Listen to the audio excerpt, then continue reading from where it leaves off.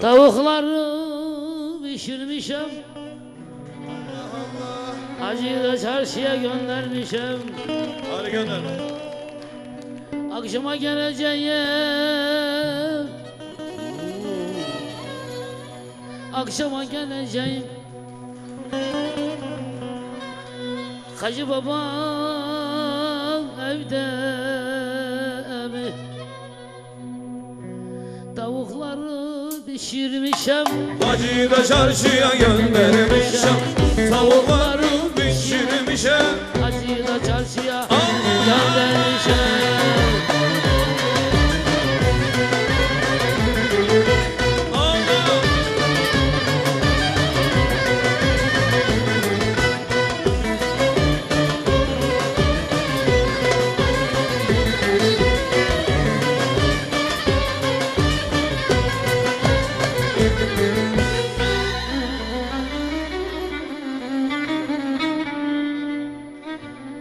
Akşama geleceğim,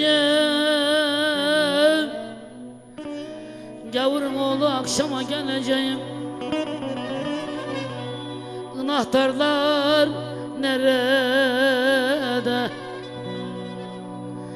Anahtarlar pencerede, tavukla pişer tencerede.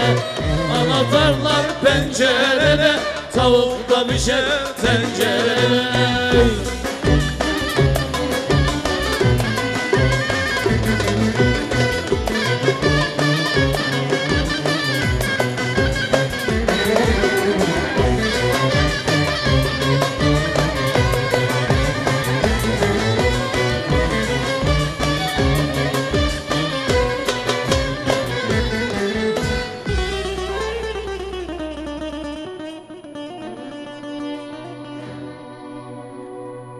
Akşama geleceğim,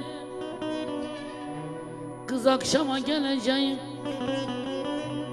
Evinizde köpek var, köpekleri bağlamışam, önüne de ekmek kavuramışam. Köpekleri bağlamışam, önüne de ekmek kavuramışam.